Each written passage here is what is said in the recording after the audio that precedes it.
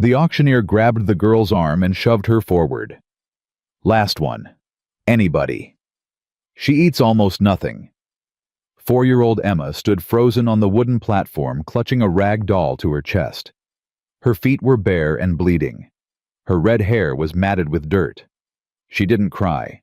She'd learned a long time ago that crying only made the belt come faster. Worthless? Someone muttered. Damaged goods. Then boots hit wood. A tall man with a scar down his jaw pushed through the crowd, and every head turned. Before we follow Caleb and Emma's journey, please subscribe and stay until the very end. Comment your city below. Let me see how far this story travels. The summer heat sat on Copper Ridge, Wyoming, like God had forgotten to lift his hand. Caleb Mitchell pulled his hat low and kept walking. He'd come to town for one reason: to buy 3 head of cattle from the Dawson auction house. Nothing more. Nothing complicated. 4 years of keeping to himself. 4 years of running the biggest ranch in the territory without letting a single soul get close. 4 years since Eliza died in his arms, their baby girl Grace, following 3 days later. He'd built walls so high, even his own foreman called him a ghost. Caleb over here. Hank Dawson waved from across the dusty street, grinning like he didn't have a care in the world. Thought you wasn't coming till Thursday. Changed my mind. Caleb didn't slow down. You got those 3 heifers ready? Ain't got nothing ready today. Hank fell into step beside him. Whole town's at the placement fair. Caleb stopped dead. The what? Orphan auction. Train came in yesterday from back east. Whole load of 'em. Hank spat tobacco into the dirt. Farmers looking for cheap labor mostly. Some folks wanting babies. That's none of my concern. Didn't say it was. Hank studied him with knowing eyes. But you might want to avoid the town square if you don't want to see it. They're wrapping up the last few. Caleb should have listened. Should have turned around, gone back to the ranch, waited till Thursday. But something pulled him forward. Maybe stubbornness. Maybe fate. Maybe Eliza's ghost whispering in his ear the way she used to whisper when she wanted him to pay attention. The town square was packed despite the brutal heat. Women fanned themselves. Men mopped their faces. Children darted between legs, bored with the whole business. On a wooden platform at the center stood a man in a sweat-stained suit, his voice raw from hours of hawking children like livestock. Come on, folks. She's the last one. Surely somebody needs a little helper around the house. Caleb pushed through the crowd until he could see the platform clearly. His heart stopped. A child stood there, tiny. 4 years old at most, though she was so thin she could have been younger. Her hair was red but matted with dirt, hanging in tangles around a face that was nothing but eyes, huge. Green eyes that stared at everything and nothing at once. She wore a dress that was more holes than fabric. Her feet were bare, bleeding from the rough wood. In her arms, she clutched a rag doll so worn its stitching was coming apart at every seam. She didn't cry. Didn't move. Just stood there like a little statue waiting for whatever came next. Come on now. The auctioneer's voice took on a desperate edge. She eats almost nothing. Won't be no burden at all. Just needs a roof and some scraps. A farmer in the front shook his head. Too small for any real work. Be years before she's useful. I ain't running a charity. What good's a runt like that? Another man called out. A woman near Caleb tutted to her husband. Poor little thing. But we got 4 mouths already. Can't take on another. Damaged goods. Someone muttered behind Caleb. You can see it in her eyes. Something's broken that one. The auctioneer mopped his forehead. All right, folks. If nobody wants her, she goes back to the orphanage in Helena. They'll find some use for her, I reckon. Caleb knew what that meant. Everybody knew. The Helena orphanage was a workhouse in everything but name. Children went in. If they came out at all, they came out broken. He should walk away. This wasn't his fight. He had a ranch to run cattle, to breed a life built brick by brick to keep exactly this kind of thing out. The little girl shifted her weight, and Caleb saw her feet. Worse than he'd thought. Not just dirty cut, bruised, blistered. She'd probably walked miles barefoot before they put her up on that platform. Still, she didn't cry. Something about that silence hit Caleb harder than any scream could have. This child had learned that tears brought nothing, had learned to swallow pain whole, had learned at 4 years old that the world didn't give a damn about her. Going once? The auctioneer called. Going twice. Wait. The word left Caleb's mouth before his brain caught up. Every head in the crowd turned. Mr. Mitchell. The auctioneer blinked. Did you say something? Caleb's boots hit the platform. His long stride ate up the distance between himself and the child. She flinched hard at his approach, pressing the ragdoll tighter against her chest, but she didn't run. Didn't have anywhere to run to. How much? His voice came out rough, rougher than he meant. Mr. Mitchell, sir, this is highly irregular. A man of your position. I asked how much. The auctioneer's eyes darted to the crowd, then back. The standard placement fee is $5, but... Caleb pulled his wallet, counted out $100, 20 times the asking price, and slammed it on the podium hard enough to make the wood shake. That covers the fee and whatever paperwork you got. Get it done, now. The crowd erupted. Mitchell's lost his mind.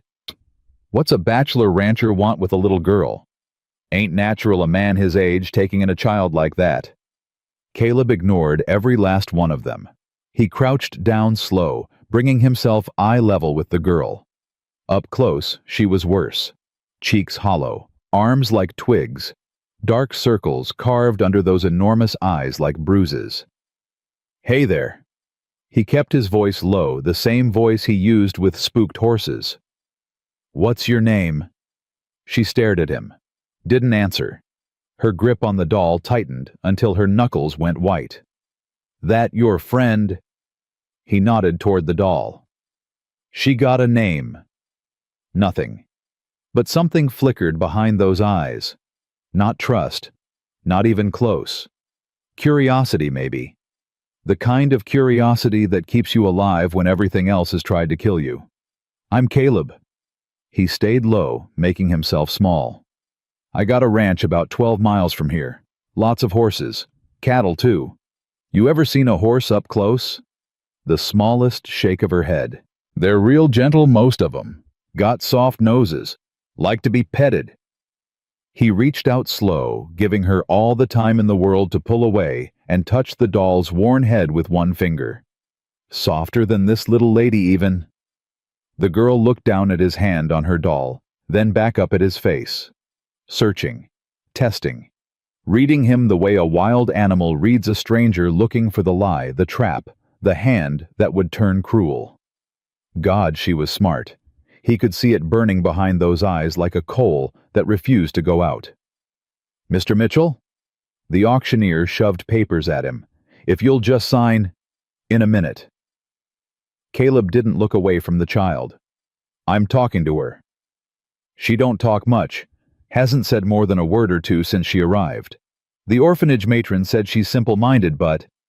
I didn't ask for your opinion. The auctioneer retreated fast. Caleb turned back to the girl. I'm gonna pick you up now. All right. Gonna take you somewhere safe. Somewhere with food and a real bed and nobody who's gonna hurt you. She studied him for a long moment. So long the crowd started shifting, muttering. Then so slight he almost missed it, she nodded. Caleb scooped her up with a gentleness that surprised even him. She weighed nothing. A bundle of bones and fear wrapped in rags. Her small body went rigid in his arms, every muscle braced for the pain that always came. It didn't come. You're okay, he murmured against her matted hair. You're okay now. He signed the papers one-handed, while the auctioneer babbled about procedures. The crowd parted before him as he walked through, their whispers chasing him like flies. Scandal. Poor child. Reverend Blackwood ain't gonna like this one bit. Caleb's jaw tightened at that last one. Blackwood. The town judge who ran the orphanage placement program and preached charity while children starved under his watch. Hank was waiting by the wagon, eyes wide as supper plates. Caleb, what in the... Not now. Caleb settled the girl on the wagon seat, careful with her torn-up feet. We're going home. You just took a child off an auction block. I know what I did. Do you? Because from where I'm standing. Hank. Caleb climbed up, gathered the reins. You coming or staying? Hank scrambled onto his horse, sputtering questions Caleb didn't answer. The girl sat perfectly still as the wagon rattled out of town. Her doll pressed against her chest, her eyes fixed on the passing land like she was memorizing every detail in case she needed to run. Once they cleared the town limits, Caleb let himself breathe. The heat had softened into something almost bearable. Grasslands stretched gold and green toward the distant mountains. What's your doll's name? He asked, again quieter now. Silence stretched between them. Long enough that Caleb figured she wasn't going to answer. Then so small he almost missed it, Penny. His chest tightened. Her voice was raspy. Barely a whisper, but she'd spoken. Penny, he repeated. That's a fine name. Strong name. She looked up at him then. Really looked. Those green eyes searching his face for the thing she always found: the deception, the lie, the cruelty hiding behind the kindness. She's my friend, she whispered. I can see that. Caleb kept his eyes forward, giving her room. You've been together a long time. Mama made her, before she went to sleep. Went to sleep. Caleb understood. Children that age didn't have words for death. I'm sorry about your mama. No response. She tucked Penny under her chin and watched the land roll past. They rode quiet for a while. Then the ranch came into view as they crested a hill. The main house solid, sprawling. Barns and corrals. Pastures dotted with horses and cattle. That's home, Caleb said, pointing. Her eyes went wide. Big. Yeah, too big for just me. Gets real quiet. She turned that over in her head, her brow furrowing. You live alone. Got folks who help with the ranch, but at night, yeah, just me. Lonely. The question landed somewhere deep. 4 years old, and she understood loneliness better than most grown adults he'd met. Sometimes, he admitted, she thought about that. Then so quiet, he wasn't sure he heard right. Me too. The wagon pulled up to the main house, and before Caleb could climb down, the front door burst open. Caleb Mitchell. A woman in her late 50s stormed down the porch steps. Ruth Calloway, gray hair escaping her head wrap flower, dusting her apron, fury blazing in her dark eyes. Hank's boy rode ahead and told me everything. What in God's name have you done? Ruth. Caleb lifted the girl down from the seat, keeping every movement slow. I need your help.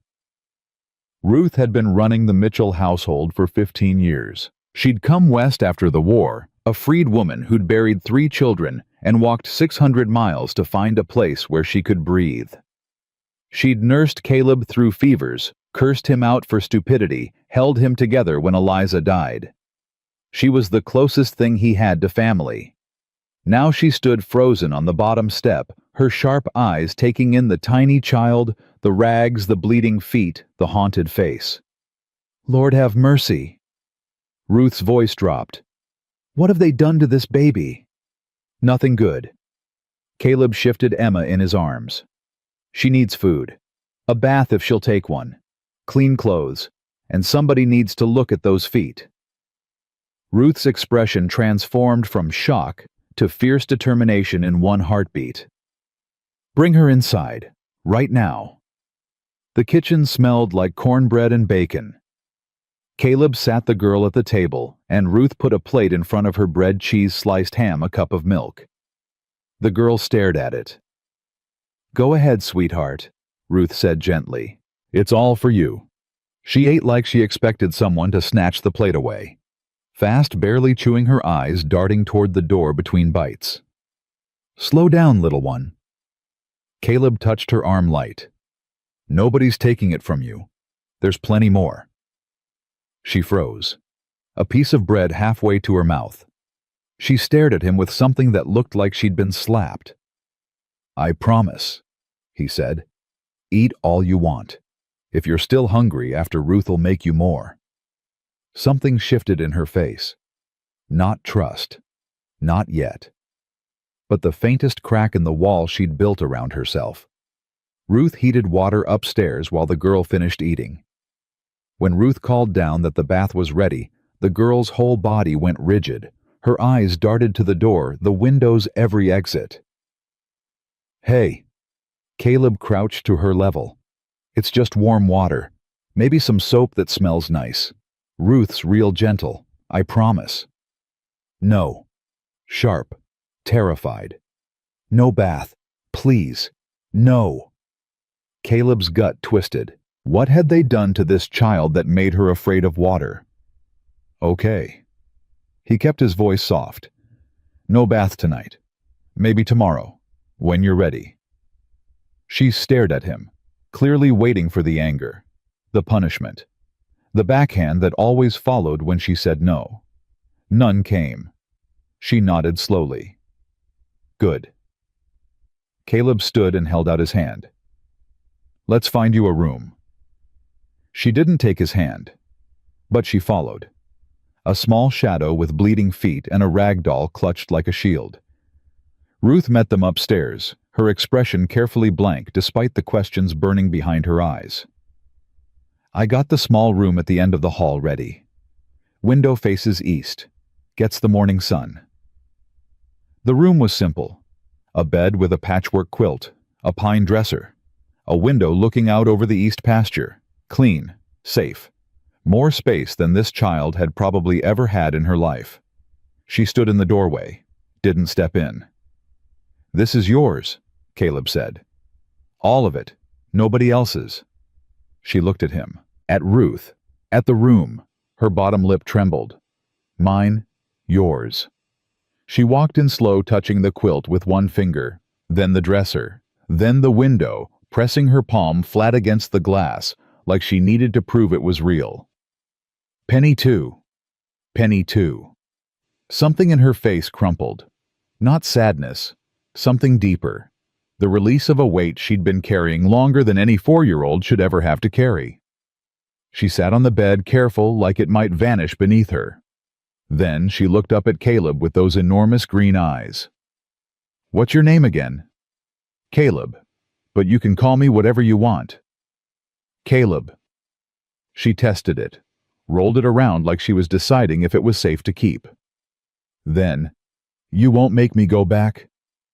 The question broke something inside him that he didn't know was still intact. "No." He crouched down so they were eye to eye. "I won't make you go back. This is your home now. Understand?" She studied him, searching for the lie the way she'd been taught the world worked. Kindness first, then the fist. When she didn't find it, she nodded once. "Okay." Ruth brought a glass of milk and a nightgown 3 sizes too big. "Let's get you changed, little one. That dress needs burning."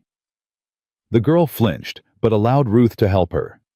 And when the dress came off, Ruth made a sound like she'd been punched in the chest. Caleb saw it. The burn scar on her left arm puckered and ugly, and on her back marks. Old ones faded silver, newer ones still raw and pink. Strap marks, on a 4-year-old child. He turned, walked out, down the stairs, out the back door. Stood in the yard with his hands shaking so hard he had to press them flat against his thighs. Someone had beaten this baby, systematically, repeatedly, and whoever it was, Caleb was going to find them. Ruth found him an hour later, still in the yard, still shaking. "She's asleep." Ruth's voice was tight, controlled. "Took her a while. Wouldn't close her eyes till I promised to leave the lamp on." "The scars on her back, Ruth." "I know, I saw. I'm gonna kill whoever did that." "Not tonight, you ain't." Ruth put her hand on his arm. Her grip was iron. "Tonight, you're gonna sit with me and figure out how to help that child. Because she needs more than a bed and food, Caleb. She needs somebody who won't give up on her." "What do you mean?" "She didn't just learn not to cry." Ruth's voice dropped low. She learned not to exist, to take up as little space as possible, never ask for nothing, never want nothing, never expect nothing. That kind of learning don't wash off with soap and water. Caleb thought about how the girl had moved through the house, silent, careful, always watching for danger. So what do? We give her time. We show her every single day that this ain't like before, that we won't hurt her, that she's allowed to want things, to need things, to just be a child. Ruth squeezed his arm. And we find out her name. She ain't told us that yet. I'll go to the auctioneer tomorrow, find out where she came from. And the town's gonna talk. Let 'em. Judge Blackwood won't be pleased. Single man taking in a little girl. He'll have opinions. Judge Blackwood can go straight to hell. Ruth's mouth twitched, almost a smile. I was hoping you'd say that. She turned toward the house, then stopped. Caleb. What you did today, Eliza would have been proud. He couldn't speak past the knot in his throat, just nodded. Later that night, Caleb sat in the chair outside the girl's room, listening to her breathe. She whimpered in her sleep twice, and he heard Ruth go in, heard the soft murmur of Ruth's voice soothing her back down. Around midnight, a small voice drifted through the cracked door. Caleb. He was inside before he knew he'd moved. She sat up in bed, Penny pressed against her chest, moonlight cutting through the window and painting silver lines down her cheeks. Tears. Finally. Hey. He sat on the edge of the bed, keeping distance. Bad dream. She nodded, her breath hitched. Want to tell me about it? The dark room, barely audible. They put me in the dark room when I was bad. His hands clenched into fists at his sides where she couldn't see. There's no dark room here, no punishment rooms, nothing like that. You understand? She looked up at him, those green eyes swimming with tears and moonlight. Promise. I promise. He reached out, slow, gave her time to pull away, and wiped a tear from her cheek with his thumb. You're safe now. Nobody's gonna hurt you. Not ever again. She searched his face. Whatever she found there must have been enough because her body relaxed. Just a fraction. Just enough. Emma, she whispered. What? My name. She hugged Penny tighter. I'm Emma. Something warm opened in Caleb's chest. Something he hadn't felt in 4 years. Something terrifying. Emma, he said. That's a beautiful name. She almost smiled. Almost. Go back to sleep, Emma. I'll be right outside. You won't leave. I won't leave. She lay back down, pulled the quilt to her chin, tucked Penny beside her. Her eyes stayed fixed on Caleb's face until sleep finally pulled her under. He sat in that chair until dawn cracked over the mountains, watching over a child who'd somehow walked through every wall he'd spent 4 years building. And for the first time since Eliza died, Caleb Mitchell felt something besides empty. He felt afraid. Afraid of how much this girl already mattered. Afraid of what he'd do if anyone tried to take her. Afraid of the way his heart had cracked open without his permission and let in something he'd sworn he'd never feel again. But underneath the fear buried deep but burning steady like a coal that wouldn't die, he felt something else. He felt ready to fight. Emma had spent her whole life being thrown away, being told she wasn't worth the trouble. That ended now. From this moment on, she would know every single day that somebody had looked at her standing alone on that platform and decided she was worth everything. Caleb didn't know how to be a father, didn't know the first thing about raising a little girl. But he knew how to protect what was his, and Emma was his now. God help anyone who tried to change that. Orchestrated emotional screenplay structure, voy mini-climax, va twist layering. The first week nearly broke him. Caleb woke before dawn that first morning and found Emma's room empty. The bed was made so tight it looked like nobody had slept in it. Penny was gone. His heart slammed into his throat, and he took the stairs 3 at a time, checking every room, Every closet calling her name with a voice that came out too loud, too scared. "Kitchen," Ruth said from the hallway, her voice low. "Don't spook her." He found Emma under the kitchen table, curled into a ball in the corner where the wall met the cabinet, penny pressed against her face. Her body so small and so still she could have been mistaken for a pile of rags. "She was there when I came down at 4, Ruth whispered. "Won't come out, won't eat. I put a plate on the floor near her and she just stared at it." Caleb got down on his hands and knees. Emma's green eyes watched him from the shadows under the table, wide and unblinking. "Morning, Emma." "Nothing." "You hungry? Ruth makes the best biscuits in Wyoming.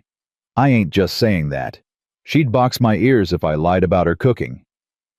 A flicker, not a smile, but something moved behind her eyes. "I'm gonna sit right here." Caleb lowered himself to the floor, his back against the table leg. "You come out when you're ready, no rush." He sat there for 45 minutes. Ruth brought him coffee and set a small plate of biscuits and jam on the floor between him and Emma without saying a word. Hank came in, saw the situation, opened his mouth, caught Ruth's glare, and walked right back out. Caleb didn't push, didn't coax, just sat and drank his coffee and talked about nothing. The weather, the horses, how the south fence needed mending, how Ruth's cat had caught a mouse yesterday and brought it to the porch like a gift. At the 40-minute mark, a small hand reached out from under the table and took a biscuit. Caleb didn't react, kept talking, kept drinking his coffee like his heart wasn't hammering so hard he could feel it in his teeth. She ate the biscuit in tiny bites, watching him the whole time. Then she took another, then a third. "Good biscuits, right?" he said quietly.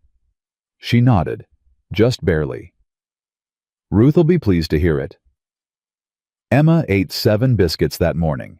She ate them all under the kitchen table, and when she was done, she crawled out and stood beside Caleb's leg without a word. It was the closest thing to trust he'd ever earned. The pattern set itself over the next 3 days. Emma followed Caleb everywhere, the barn, the corrals, the pastures, but always 3 steps behind. Always watching. If he turned too fast, she flinched. If he raised his voice to holler at Hank across the yard, she disappeared behind the nearest door faster than a rabbit down a hole. She didn't speak. Not to Caleb. Not to Ruth. Not to anyone. "She ate her supper last night," Ruth told him on the 3rd morning. 3 bites of stew. Ruth's jaw was tight. "She looked at me like I'd told her the moon was made of butter. Took her 20 minutes to finish the bowl. Kept stopping to check if I was going to take it away." She's been taught that food is earned. Worse than that. Ruth leaned against the counter. She's been taught she don't deserve it, that eating is something she's got to earn by being good enough, quiet enough, useful enough. That child believes in her bones that she ain't worth feeding. Caleb's hands curled into fists on the table. "We keep feeding her," Ruth said firmly. "Every meal. No questions, no conditions. We put the food in front of her, and we let her eat. That's the first thing. Before trust, before talking, before anything else, that girl needs to know that food is hers and nobody's taking it back." On the 4th morning, Caleb found Emma standing frozen in the barn doorway. Not scared this time, transfixed. Inside the stall, a mare named Sugar was nursing her foal born just a week ago. The baby horse wobbled on spindly legs, all knees and velvet nose and ridiculous ears. Emma stood so still she barely breathed. "That's Sugar," Caleb said, coming up slow beside her. "And that's her baby." Emma didn't look at him. Her eyes were locked on the foal. "You want to touch her?" The tiniest nod. Caleb opened the stall, spoke low to Sugar, then lifted Emma up and held her close enough that she could reach the foal. The baby horse stretched its neck and bumped its nose against Emma's outstretched fingers. "Soft." The word came out like it had been hiding inside her for years. "Yeah." Caleb's voice caught. "Real soft." Emma turned and looked at him, and for the first time since he'd found her on that platform, Something other than fear lived in her eyes. Wonder. Pure, untouched wonder. What's her name? Don't have one yet. He set her down gentle. Maybe you could pick one. She stared at the foal for a long time. The foal stared back, flicking its ears. Daisy, Emma whispered. Because she's golden, like daisies. Daisy. Caleb nodded. That's perfect. Daisy it is. That night, Emma ate half her supper without being coaxed. Ruth caught Caleb's eye across the kitchen, and neither of them said a word about it. Some victories were too fragile for words. The nightmares came every night. Caleb learned to sleep light one ear, tuned to the whimpers that meant Emma was trapped in the dark again. Sometimes Ruth got there first. Sometimes Caleb did. Either way, one of them was always there when she woke up gasping and clawing at the sheets. On the fifth night, thunder rolled in. Caleb heard the scream before the second clap hit. He found her not in bed but wedged between the dresser and the wall, Penny crushed against her face, her whole body shaking so hard the dresser rattled against the floorboards. Emma. He crouched slow. It's just thunder, sweetheart. No. Her voice was shattered glass. No, no, no. It can't hurt you. It's just noise, big loud noise, but it sounds like him. She was rocking now, back and forth. It sounds like him before he does it. Caleb's blood went cold. Like who, Emma? The man. She couldn't stop shaking. The big man, at the bad place. When it rained, he got angry. He said the rain was God punishing us for being bad, and then he... She couldn't finish. Didn't have to. Caleb sat down on the floor, not touching her, just there. I'm not him, he said quietly. I will never be him. He said that too. Her whisper cut deeper than a knife. He said he was teaching us. He said it was love. Something inside Caleb's chest turned to ash. That wasn't love, Emma. That was cruelty. There's a world of difference. How do I know you're different? You don't. Not yet. He held her gaze steady. But I'm gonna show you, every day, until the scared gets smaller and the safe gets bigger. Thunder cracked again. Emma flinched, but she didn't hide. She looked at him through the dark, her green eyes ancient with suffering no child should know, and she said, Can you stay, long as you need? He stayed till dawn, his back against the wall, her small body eventually curling against his arm. Penny clutched tight, her breathing finally evening out into something that resembled peace. Ruth found them there when the sun came up. She looked at Caleb, looked at Emma, and turned away before he could see her face. But her shoulders were shaking. The next morning, Caleb rode into town alone. He needed answers, and he wasn't leaving without them. The auctioneer, a weasel of a man named Decker, was closing up his office when Caleb walked in and shut the door behind him. Mr. Mitchell. Decker's smile was nervous, twitchy. What can I do for... Where did Emma come from? Emma? The girl. The one I took. Where was she before she ended up on your platform? Decker shuffled papers, avoided Caleb's eyes. She came with the Helena Group, standard transfer. Orphanage sends the ones they can't place. We hold the auction families. Which orphanage? The Helena Home for Children. It's run through the territory placement system. Judge Blackwood oversees Blackwood. Caleb said the name like it tasted foul. He approved Emma's placement. He approves all of them. Signs off on the paperwork, collects the fees. Fees from who? Decker's mouth opened and closed. I'm Mr. Mitchell. I just run the auction. I don't ask questions about... Caleb put both hands flat on the desk and leaned forward until Decker pressed back in his chair. I'm asking, who pays Blackwood? I don't know the details, I swear. He handles the money side. Families pay the placement fee. Blackwood takes his portion for the orphanage. I take mine for organizing. And the children. What happens to the ones nobody bids on? They go back. Helena, the orphanage. And from there, silence. Decker. There's talk. Decker's voice dropped. I ain't saying it's true, but there's talk that kids who don't get placed at auction Blackwood finds other arrangements. Private ones. What kind of arrangements?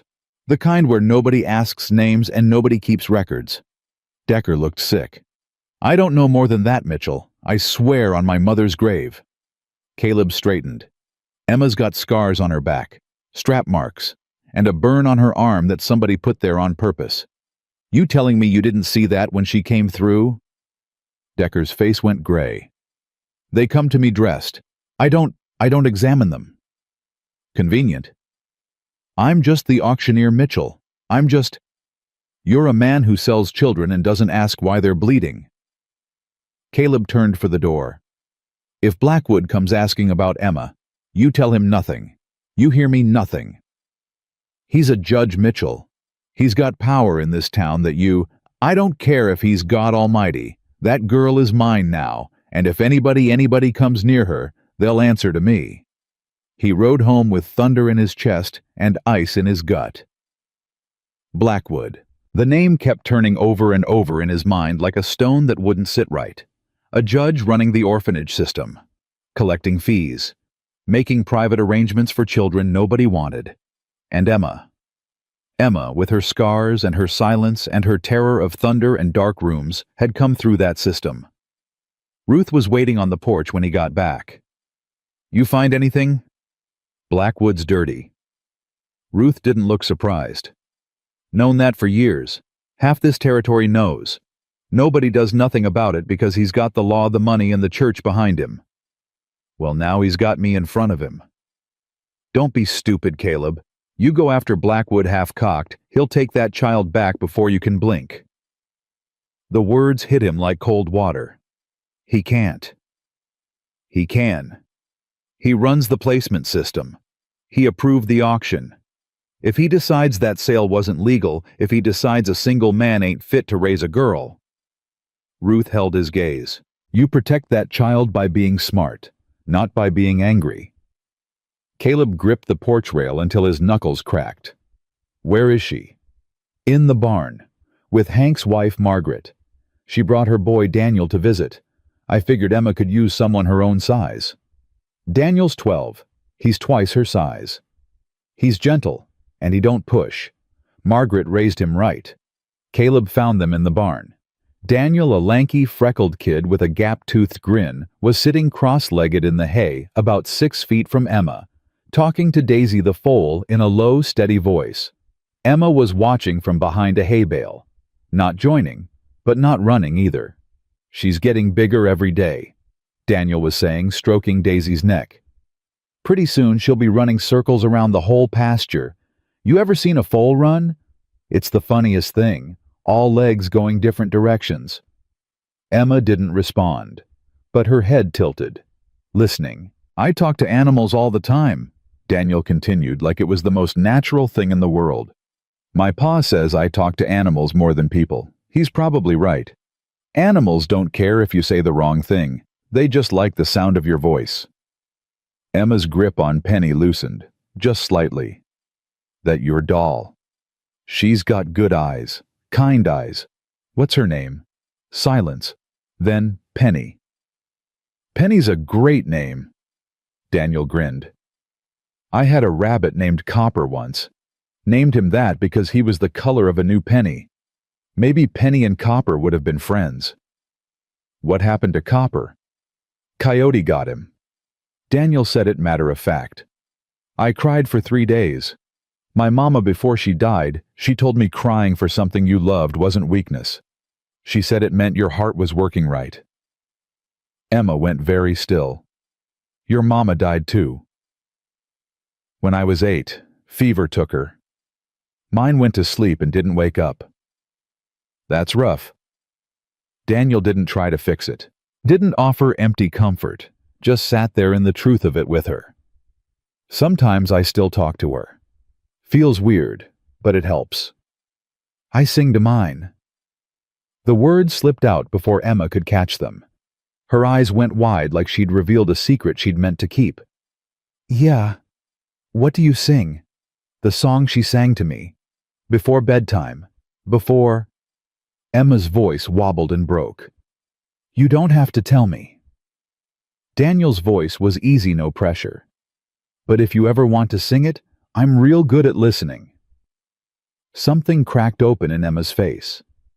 Not a smile. Closer to the moment before sunrise, when the sky can't decide if it's night or morning. Caleb backed away from the barn door before either of them saw him. His eyes were burning, and his throat was so tight he couldn't have spoken if he'd tried. Margaret appeared beside him. He's got a gift, that boy. He does. Give it time, Caleb. She's coming. Slow, but she's coming. By the end of the day, Daniel had done what a week of careful patience hadn't. He got Emma to laugh. It happened near the corral. Daniel was trying to teach Daisy to follow him walking backward with his hands out, making clicking noises with his tongue. The foal wasn't interested. She walked the other direction, entirely bumped into the fence, startled herself, tripped over her own legs, and sat down in the dirt with a look of absolute bewilderment. Emma laughed.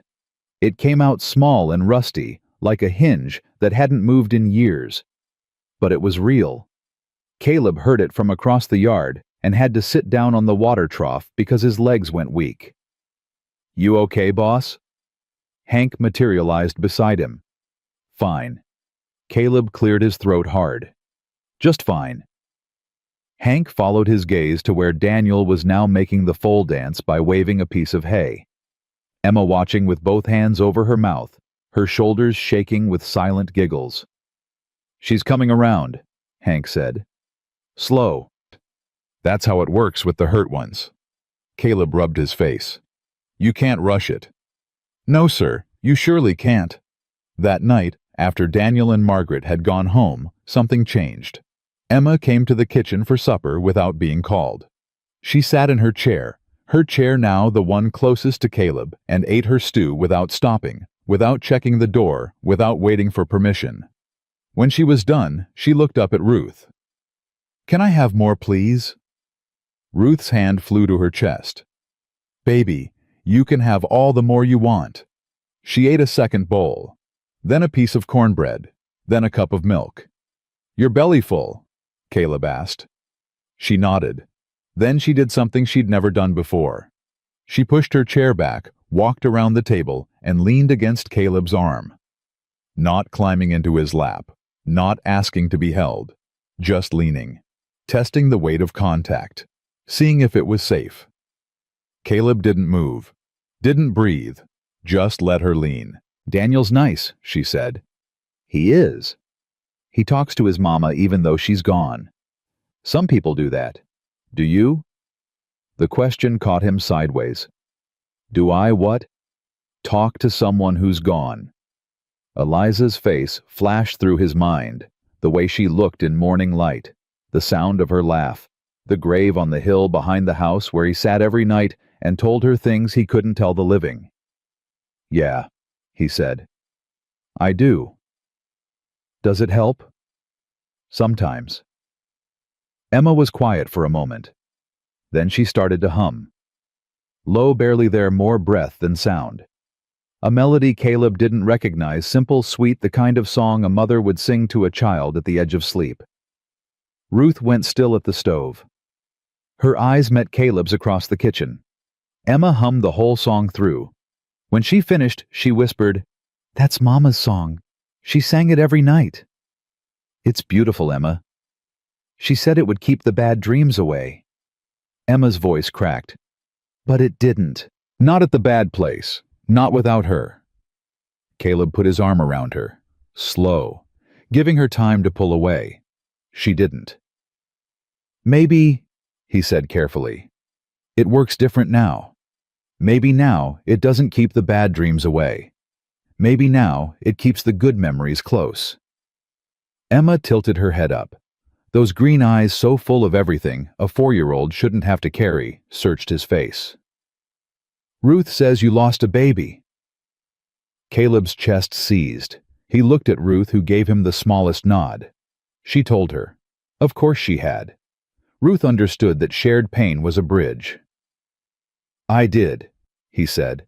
A little girl. Her name was Grace. Was she pretty? She was beautiful. She looked like her mama. Do you miss her? Every single day. Emma was quiet for a long time. Her small hand found his and held on.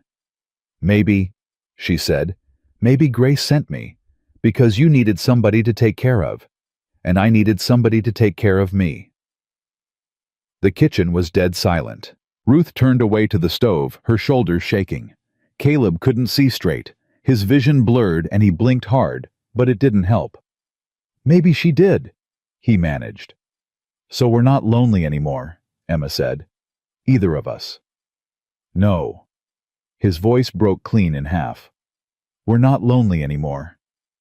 She leaned her head against his arm. Caleb. Yeah. Can I? She stopped. Started again, her small voice trembling with the weight of what she was about to risk. Can I call you Papa? Everything in the room went still. The fire, the air, Caleb's heart. You can call me whatever you want, Emma, but I'd like that. I'd like that a whole lot. Papa. She said it soft, like she was trying on a coat she wasn't sure would fit. Then again stronger. Papa? I'm right here. I know. She closed her eyes. I know you are. She fell asleep against his arm. Caleb carried her upstairs, tucked her in with Penny, smoothed the red hair back from her forehead. She didn't stir, didn't whimper. For the first time in a week, her face in sleep looked like what it was supposed to look like, a child's face. Peaceful. Safe. He closed her door halfway and walked downstairs. Ruth was waiting at the kitchen table with 2 cups of coffee and eyes that were red-rimmed but fierce. Don't you dare let anything happen to that baby. I won't. I mean it, Caleb. Whatever's coming, Blackwood, the town, the law, you fight it. You fight it with everything you got. I will. Because that child just gave you the only thing she has left to give. Ruth's voice was iron wrapped in velvet. She gave you her trust. And if you break it, I will make Blackwood look like a Sunday school teacher. You hear me? I hear you, Ruth. Good. She pushed the coffee toward him. Now drink up, because I got a feeling things are about to get a whole lot harder before they get easier.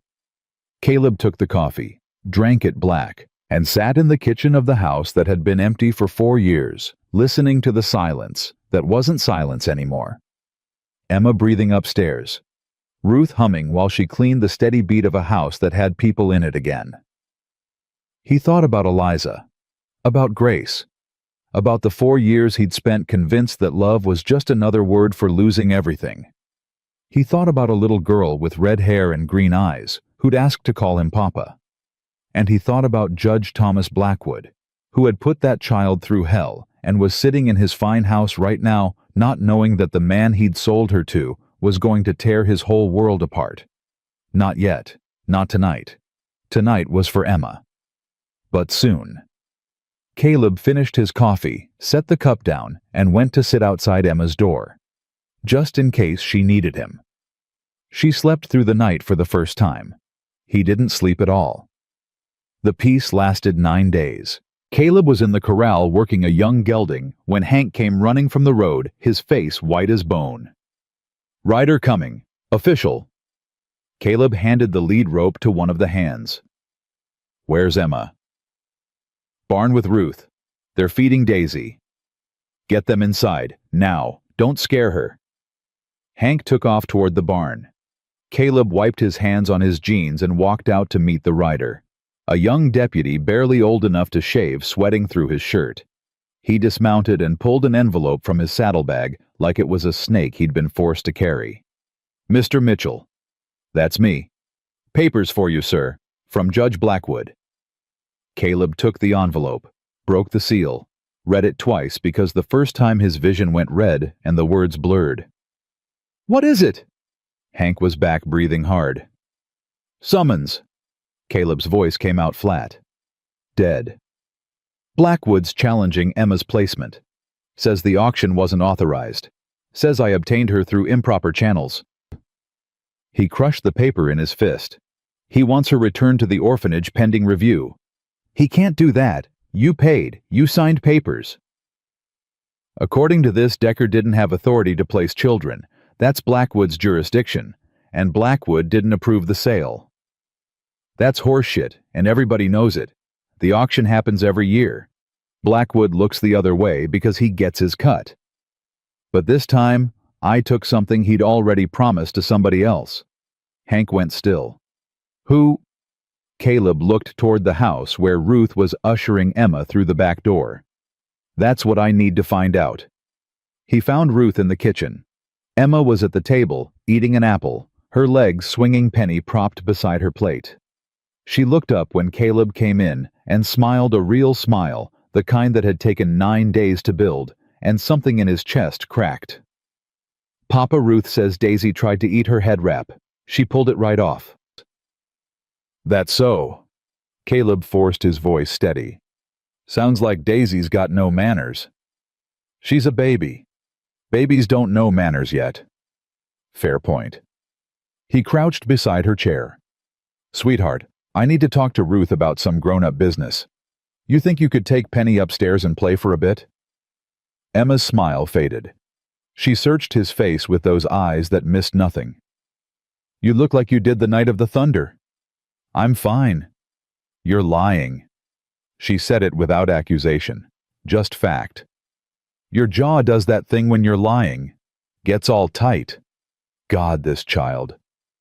I'm gonna handle it, Emma. Whatever's going on, I'm gonna handle it. That's a promise you can hold me to. She studied him another moment. Then she nodded, slid off her chair, grabbed Penny, and headed for the stairs. She stopped in the doorway. Papa? Yeah. Is someone trying to take me away? The question hung there like smoke. Caleb looked at Ruth. Ruth looked at the floor. Nobody's taking you anywhere, he said. Not while I'm breathing. Emma held his gaze. Okay. She went upstairs. Her footsteps on the wood sounded too small for the weight she was carrying. The moment she was gone, Caleb slammed the crumpled summons on the table. Ruth picked it up, smoothed it out, read it. Her face went hard as iron. 2 weeks, she said. Hearing at the courthouse. Can we fight it? With what you got, no wife, no family name that means anything to these people. No allies in town except hired hands and an old woman. You're worth more than every ally in this territory, Ruth. Don't sweet-talk me. I'm thinking. She sat down heavy. You need a lawyer, a real one, someone who ain't in Blackwood's pocket. Everybody in Copper Ridge is in Blackwood's pocket. Not everybody. Ruth tapped the table. There's a young man came to town last month, Lucas Price. Set up an office above the general store. He's new, he's green, but he's got fire, and he ain't been bought yet. How do you know? Because last week he tried to file a complaint about conditions at the orphanage transfer station, and Blackwood's clerk threw him out of the courthouse. Ruth met his eyes. He's looking for a fight, Caleb. Same one you're looking for. Caleb rode into town within the hour. Lucas Price's office was a single room above Henderson's general store, a desk, 2 chairs, and enough law books to build a fort. Price himself was younger than Caleb expected, maybe 26-27, with wire spectacles, and the kind of jaw that suggested he'd been in a few fights he hadn't backed down from. Mr. Mitchell. Price shook his hand firm. I heard about your situation. News travels. In Copper Ridge, news doesn't travel. It gallops. Price gestured to a chair. Sit down. Tell me everything.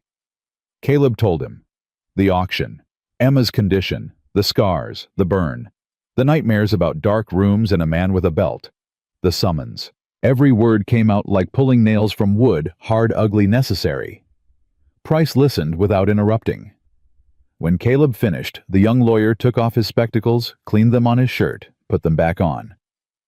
I've been building a case against Blackwood for 3 months, Price said. Since I got to this town. Financial irregularities in the placement system. Children who enter the orphanage and never come out the other side.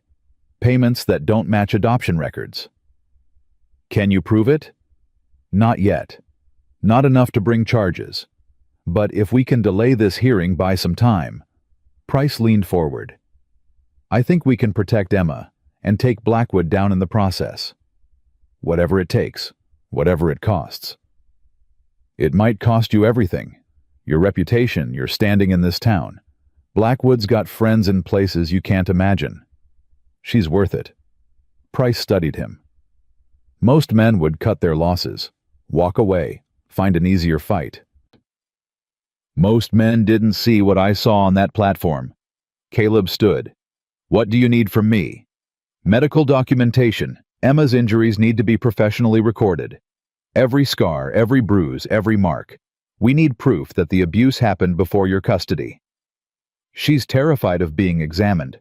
I understand that. But without documentation, it's your word against Blackwood's, and he's a judge. Price paused.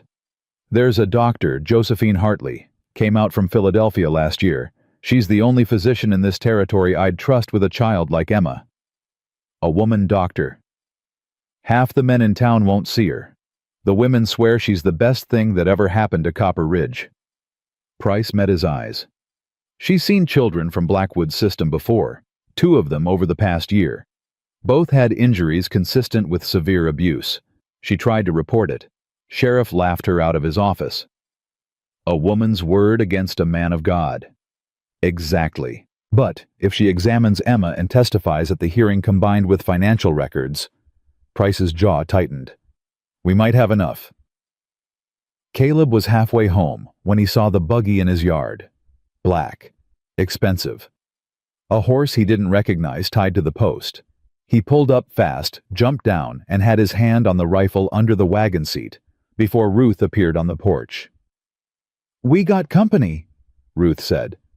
Her voice was controlled, but her eyes were blazing. "Mrs. Abigail Ford. Says she's from the Territorial Placement Office. Says she's here to check on Emma's welfare." Like hell she is. "Caleb." Ruth gripped his arm hard. "She's inside. With Emma. I couldn't stop her without making a scene, and a scene is exactly what Blackwood wants." Caleb took the porch steps in 2 strides. Inside, a woman sat at his kitchen table, back straight as a poker hand's folded. Mid-40s, thin, dressed in black. Not unkind looking, but there was something in her eyes, something tired, something trapped, that put Caleb on edge. Emma was across the room, pressed against the far wall, Penny in a death grip. Her face was white. "Mr. Mitchell?" Abigail Ford stood. "I'm from the Territorial." "I know who you are. What are you doing in my house?" Standard welfare check. When a child is placed in unusual circumstances, the territory requires... The territory didn't require anything when Emma was starving in an orphanage. The territory didn't require anything when somebody took a strap to her back. Now she's got 3 meals a day and a bed, and suddenly the territory's concerned. "Mr. Mitchell, I understand your frustration." "You don't understand a damn thing." "Papa!" Emma's voice was thin. "Papa, she's looking at me, like the lady at the bad place used to." Every person in the room went still. Abigail Ford's face changed. Something flickered across it, shock maybe, or recognition, or guilt. "I'm not here to hurt you, sweetheart." Ford's voice had shifted, softer now, almost human. "I just need to make sure you're being taken care of." "I am." Emma stepped closer to Caleb. Her small hand found his and held on. "Papa takes care of me. Ruth takes care of me. Nobody hurts me here." "And at the orphanage?" The question came out before Ford seemed to realize she'd asked it. "Were you hurt there?" Silence. Emma looked up at Caleb. He gave the slightest nod. "The man hurt me," Emma whispered. "The big man with the black coat. When I was bad. When I was loud. When I cried." Her voice got smaller with each word. "He said God wanted him to do it. He said I deserved it." Abigail Ford's composure cracked. For 1 second, just one, Caleb saw something raw beneath the official mask. Horror. Genuine horror. Then, it was gone. Ford straightened her back, adjusted her gloves, and picked up her bag. I'll submit my report to Judge Blackwood by end of week. The hearing will proceed as scheduled. She walked to the door, then stopped. Didn't turn around. Mr. Mitchell, get a good lawyer. And she was gone.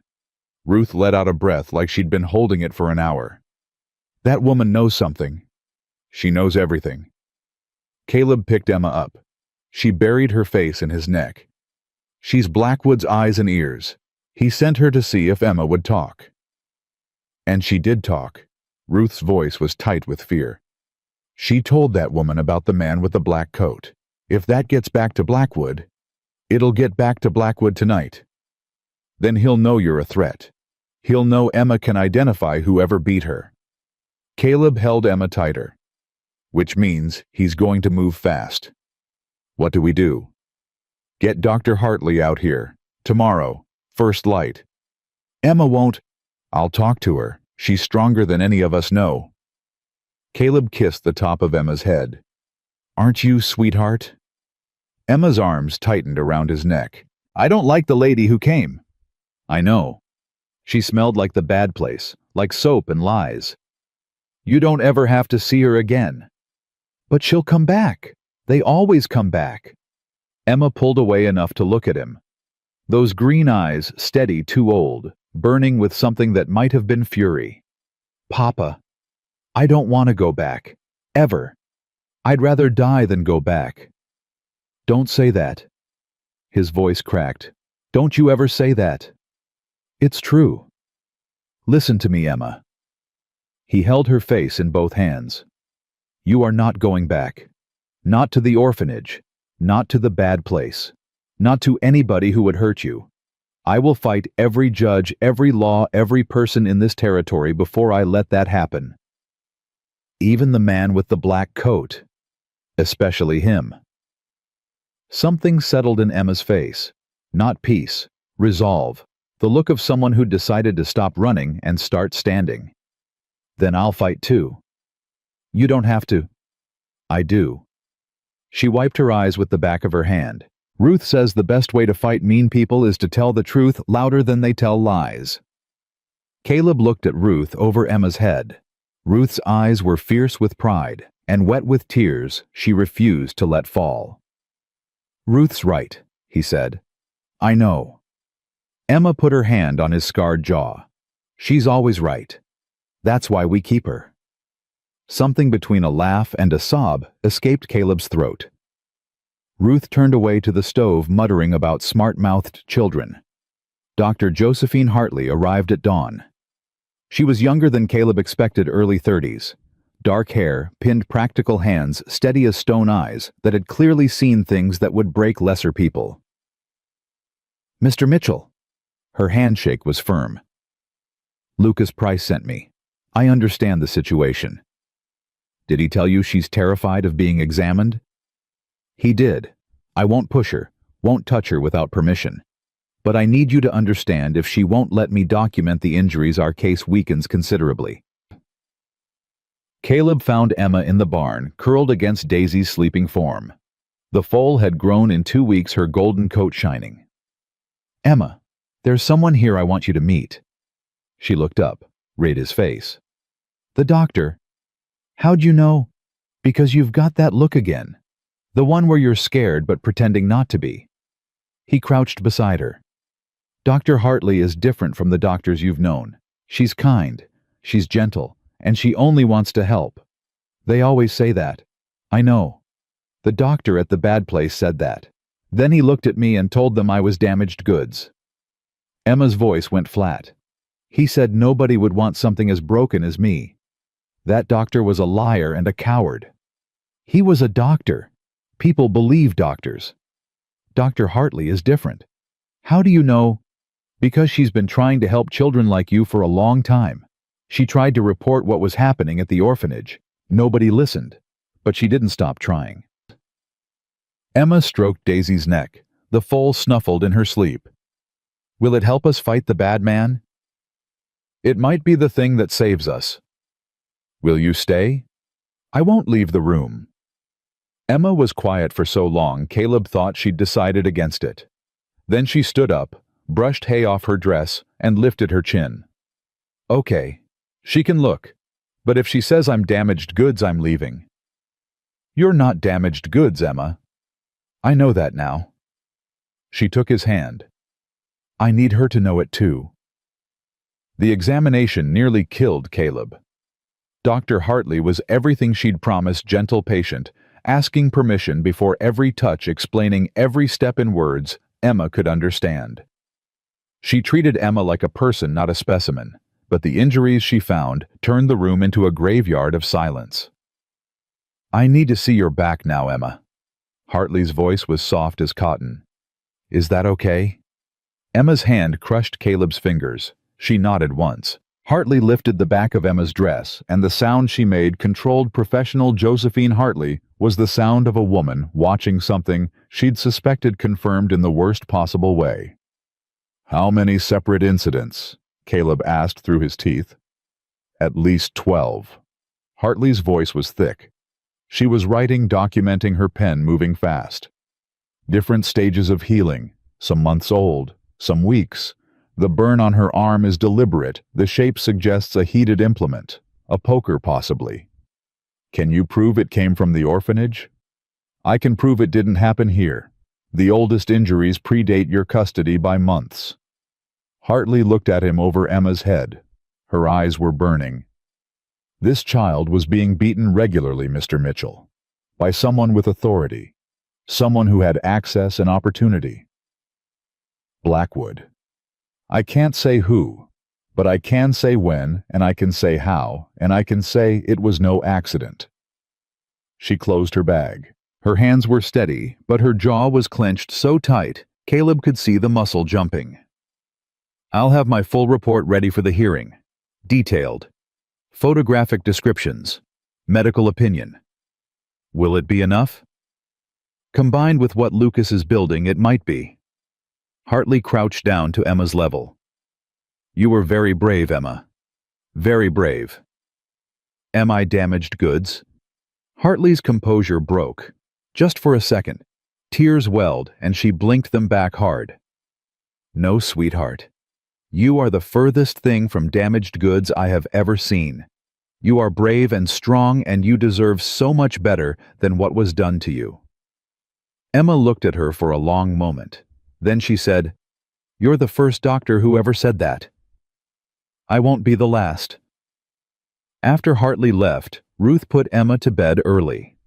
The child was exhausted, emotionally gutted from the examination, drained from the effort of being brave. She fell asleep holding Penny and Caleb's hand simultaneously. He untangled his fingers gently and went downstairs to find Ruth and Hank waiting. Hartley got what she needed, he said. Good.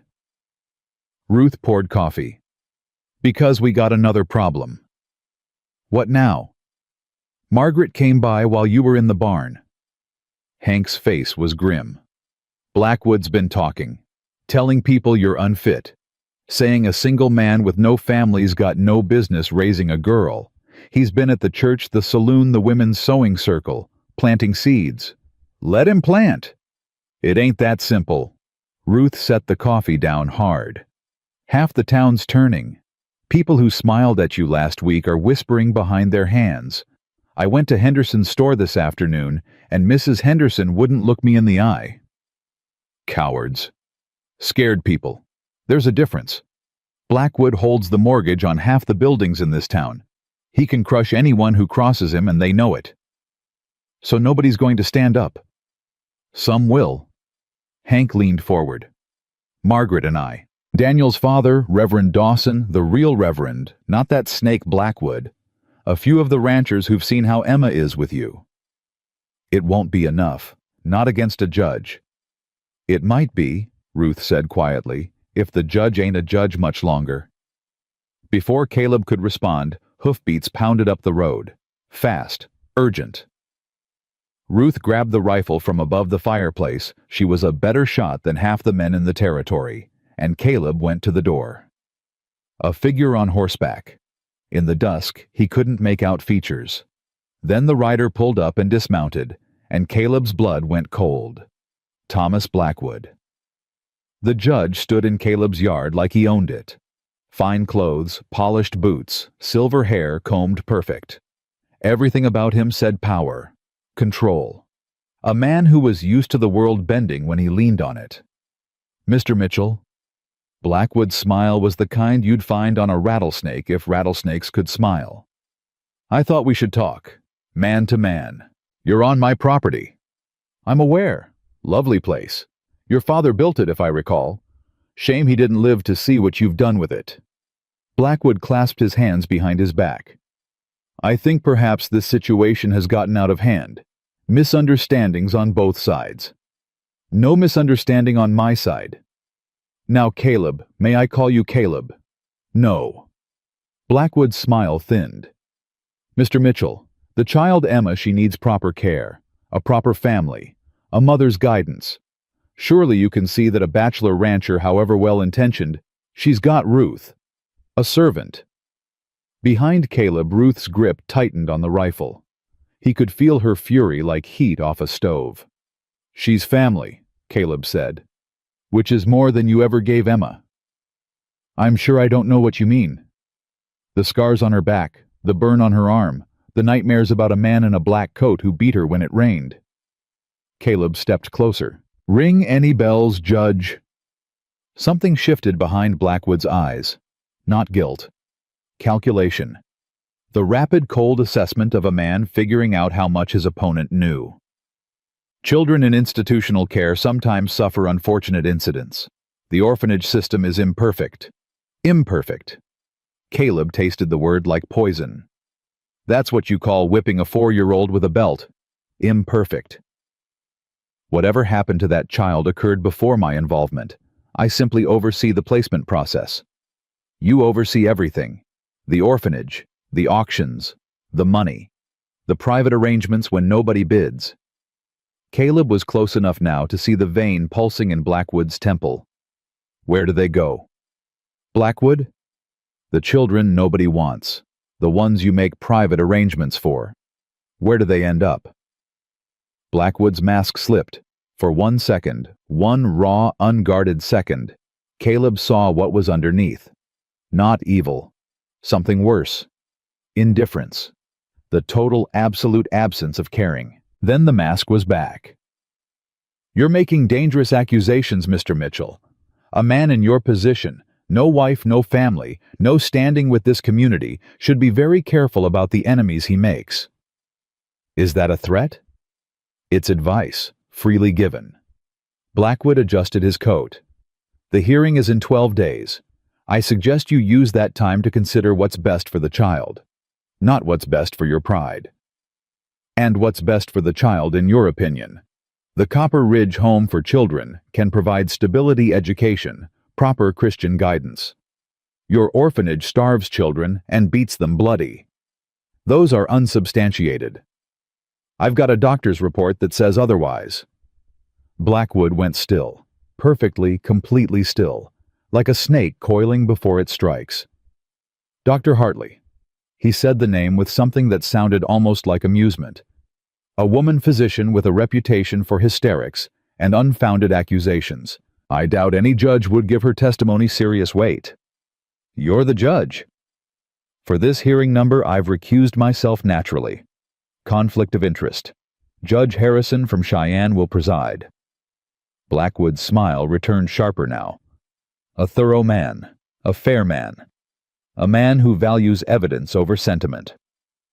"Good. Then the evidence will speak." "Evidence can be complicated, Mr. Mitchell. It can say different things to different people. And people—" Blackwood glanced toward the house, toward the upstairs window, where a lamp burned in Emma's room. "People can disappear." Caleb's hand shot out and grabbed Blackwood's collar before the man finished his breath. He hauled the judge close enough to smell the pomade in his hair. "If you threaten my daughter again," Caleb said, and his voice was something Ruth had never heard before, something that made her lower the rifle, because whatever was in that voice was more dangerous than any bullet. I will not wait for a courtroom. I will not wait for justice. I will end you myself, and there is not a law in this territory that will stop me." Blackwood's face had gone the color of old ash. His hands came up trembling. "Release me. Do you understand what I'm telling you? You're making a terrible mistake. Do you understand?" "Yes." The word came out strangled. "I understand." Caleb released him. Blackwood stumbled back, straightened his coat with shaking hands. Whatever superiority he'd arrived with was gone. What remained was a man who had just realized he'd miscalculated. 12 days, Mr. Mitchell." His voice had lost its silk. Raw now. Angry. "I'll see you at the courthouse." He mounted his horse and rode out without looking back. Caleb stood in the yard until the hoofbeats faded. His hands were shaking, not from fear. "Papa." He turned. Emma stood in the doorway in her nightgown, penny dangling from one hand. Ruth was behind her, one hand on the child's shoulder. Was that the bad man? Caleb crouched down, opened his arms. She walked into them, and he held her so tight he could feel her heartbeat against his ribs. "He's not going to hurt you, sweetheart." "I know." Emma's voice was small, but steady against his chest. "Because you won't let him." "That's right." She pulled back and looked at him. Those green eyes, fierce and ancient and impossibly brave. "Papa, I heard what he said, about people disappearing. You shouldn't have been listening." "I'm always listening. That's how you stay alive." She put both hands on his face the way she'd done the night of the thunder. "I'm not going to disappear, and neither are you. We're staying right here, together, and we're going to fight." Behind her, Ruth made a sound that was half laugh, half sob. "Where does she get this?" Ruth muttered, wiping her eyes with her apron. Caleb looked at Emma, 4 years old, barefoot, holding a rag doll, staring down the darkness, like she'd been born to fight it, and said, "She gets it from surviving." He carried her back inside, put her to bed, tucked Penny beside her. She caught his hand before he reached the door. "Papa? 12 days is a long time." "It is. A lot of bad things can happen in 12 days. A lot of good things can happen too." She considered this. "Ruth says God doesn't give you more than you can carry. What do you think?" "I think sometimes he gets the weight wrong." She closed her eyes. "But that's okay, because you've got strong arms." Caleb closed her door and leaned against the hallway wall and pressed his hands over his face and stayed there until the shaking stopped. 12 days. 12 days to build a case strong enough to beat a man who owned the town. 12 days to protect a child who'd already been failed by every system designed to save her. 12 days with a green lawyer, a woman doctor, nobody trusted, and a housekeeper with a rifle and a mouth that wouldn't quit. It wasn't enough. It was nowhere near enough. But somewhere in this territory, there had to be others. Other children who'd survived Blackwood's system. Other witnesses who'd seen what happened behind closed doors. Other people who knew the truth and had been too afraid to speak it. Caleb was going to find them. Every last one. And when he walked into that courthouse in 12 days, he wouldn't be walking in alone. He found them in 11 days. Lucas Price tracked down 3 former orphans willing to talk. Dr. Hartley located 2 more through her medical records. Hank's wife, Quiet Margaret, who never made waves, went door to door through the territory's farmsteads and came back with the name that changed everything. "Sarah Jennings," Margaret said, standing in Caleb's kitchen the night before the hearing, her face tight with controlled fury. "She's 18. She was in Blackwood's system from age 6 to 14. She lives alone in a cabin outside of Laramie now. Works as a seamstress." "Will she testify?" "She rode here with me. She's in the barn with Ruth right now, shaking like a leaf but mad as hellfire." Margaret met Caleb's eyes. "What that girl has to say, Caleb, it'll turn that courtroom inside out." Sarah Jennings was thin as a fence rail with haunted eyes and hands that wouldn't stop moving. She sat at Caleb's kitchen table and told her story in a voice that started as a whisper and ended as something that could cut glass. 6 years I was in that system. Beatings were regular. If you talked back, if you worked too slow, if you breathed too loud. Sarah's hands twisted in her lap. But that wasn't the worst. What was the worst? Lucas Price had his pen ready, his face pale. The ones who got sold. Sarah looked at him straight. Not adopted, sold. Pretty girls mostly. Young ones. Families would come look us over like horses at auction, pay Blackwood, and take us away. Where did they go? Wherever paid the most. Ranches that needed cheap labor. Mines that needed small hands for tight spaces. Sarah swallowed hard. I had a friend, Mary. She was 7. A couple from Cheyenne paid $40 for her. She went with them smiling, thinking she'd finally got a family. And I saw her 2 years later, in Cheyenne, working in a place no child should set foot in. Sarah's voice cracked and rebuilt itself in the same breath. She didn't recognize me, or pretended not to. Ruth set a cup of tea in front of Sarah. Her hand lingered on the girl's shoulder. And Mrs. Ford? Caleb asked quietly. Abigail Ford. What's her part? She's the one who picks them. Sarah's eyes hardened. She comes to the orphanage, looks the children over, decides who goes where. She's Blackwood's hands. He gives the orders. She carries them out. Would you say all this in front of a judge? That's why I'm here. Sarah lifted her chin, and Caleb saw something in that gesture that punched him in the chest, the same defiance, the same refusal to break that he saw in Emma every day. I heard what you did at the auction, how you saved that little girl. Nobody ever saved us, Mr. Mitchell. Nobody even tried. You're brave to come forward. I'm terrified.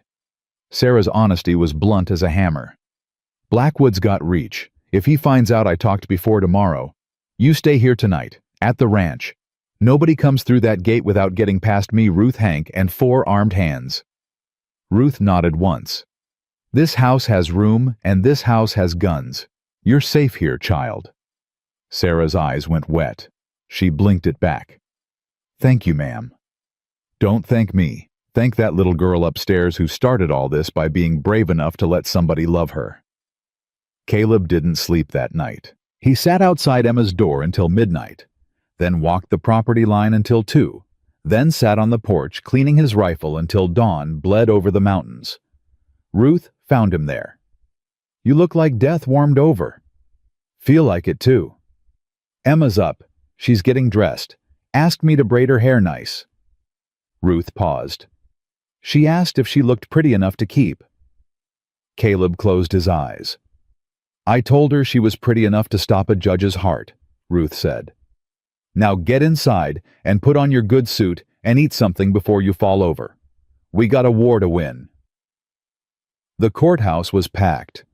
Every seat taken.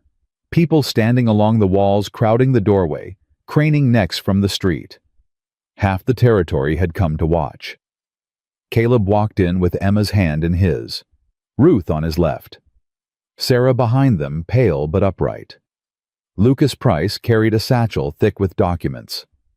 Dr. Hartley walked beside him, her medical bag clutched like a weapon. Blackwood was already seated at the front. Dark suit, silver hair, polished boots. Beside him sat his lawyer, a sharp-faced man from Cheyenne named Garrett, the kind of lawyer who charged by the hour and earned every penny by having no soul.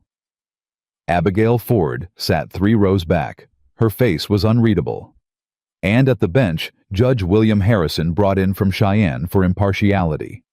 Gray-bearded, heavy-browed, with eyes that looked like they'd seen every lie a courtroom could produce and weren't impressed by any of them.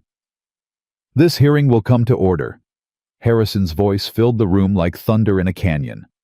The matter before us is the custody of the minor child Emma, currently in the care of Mr. Caleb Mitchell. Reverend Judge Thomas Blackwood challenges this custody on grounds of improper placement. Mr. Garrett, you may begin. Garrett stood smooth as oil on water. Your Honor, this is a simple matter of procedure.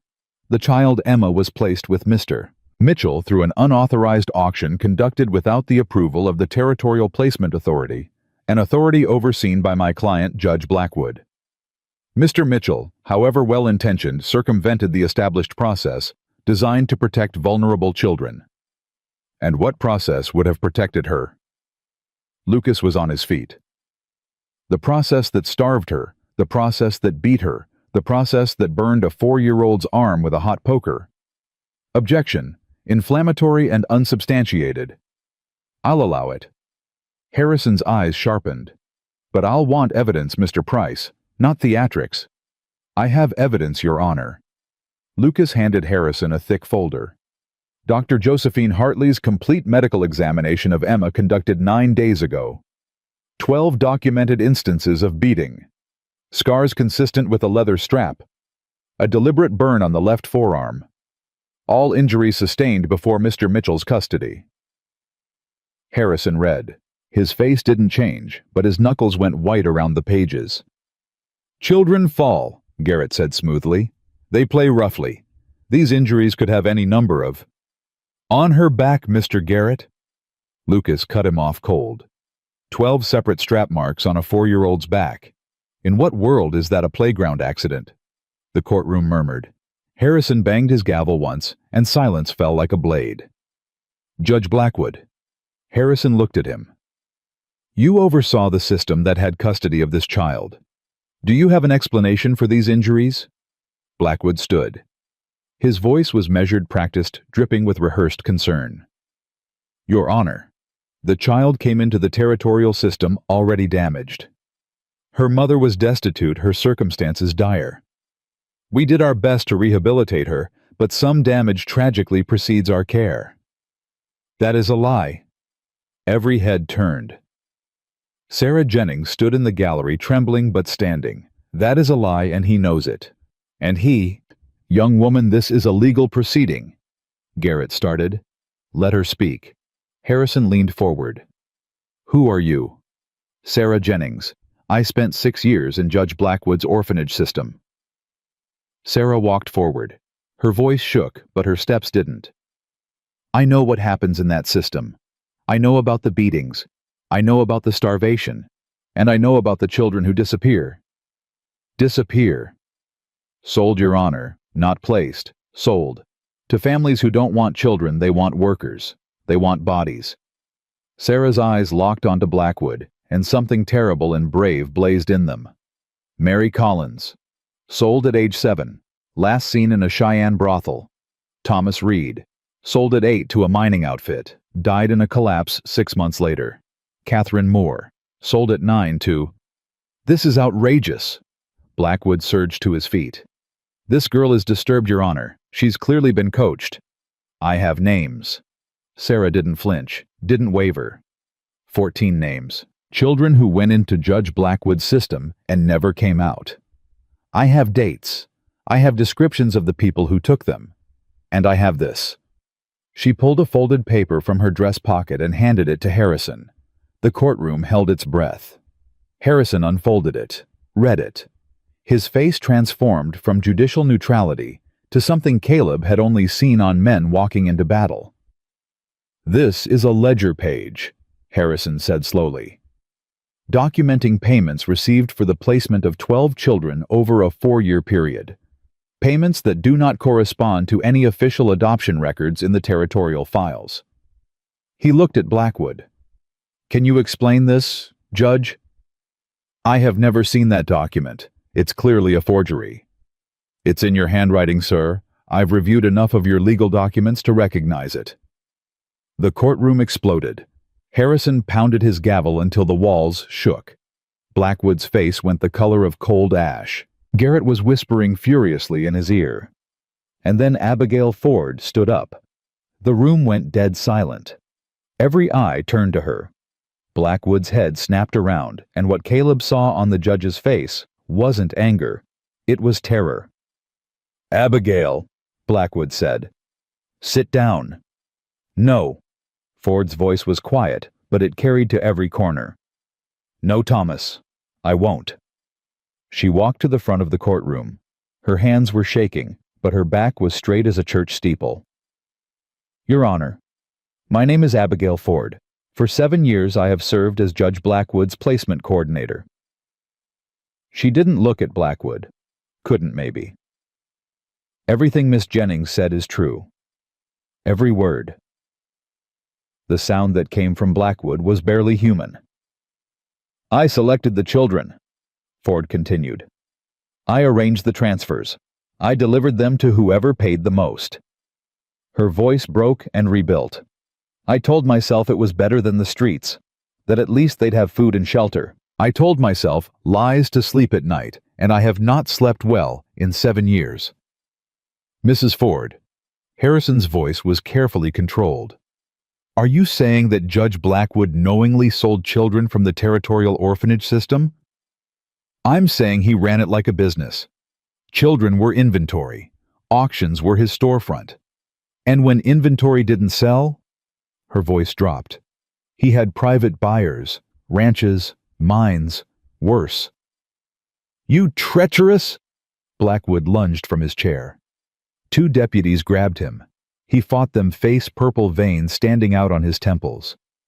You ungrateful lying, I gave you everything. Your house, your position, your son's medicine. My son died, Thomas. Ford's voice was a blade. He died 2 years ago. And I have spent every day since wondering if God took him from me as punishment for what I helped you do. Silence. The kind that has weight. The kind that presses down on a room until no one dares breathe. Harrison turned to Caleb. Mr. Mitchell, I'd like to hear from you. Caleb stood. His legs felt like they belonged to someone else. He looked at Emma sitting between Ruth and Dr. Hartley. Penny clutched to her chest, those green eyes fixed on his face, like he was the only solid thing in a world that kept shifting. Why did you take this child? Harrison asked. The question he'd asked himself 100 times in the dark. Because she was standing on that platform, and nobody wanted her. His voice came out rough and real, and nothing like a speech. Because I know what it feels like to believe you ain't worth fighting for. I buried my wife 4 years ago. My baby girl 3 days after that. I spent 4 years thinking love was just a fancy word for losing everything. He stopped, swallowed. Then I saw Emma. Saw her standing there with nothing but a rag doll and eyes that had already given up. And I couldn't walk away. Couldn't let her believe the lie that she wasn't worth saving. Are you equipped to raise her a single man with no experience? No. The honesty landed hard. I don't know what I'm doing half the time. I burn breakfast. I say the wrong thing. I can't braid hair worth a damn, and Ruth has to fix it every morning. A small wet laugh from somewhere in the gallery. But I love her. I love her like she's my own blood.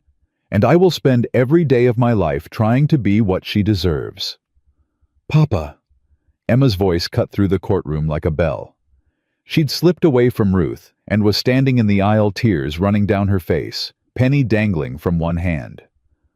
Papa, I want to say something. Harrison studied her.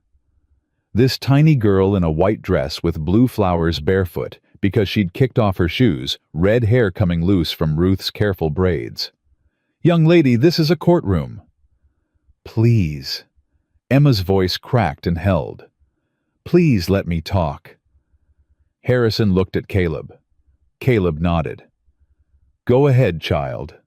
Emma walked forward, so small, so impossibly small among all these adults and their anger and their laws and their failures. She stopped in front of the judge's bench and looked up. The bad man says I need a proper family, a mama and a papa and a nice house.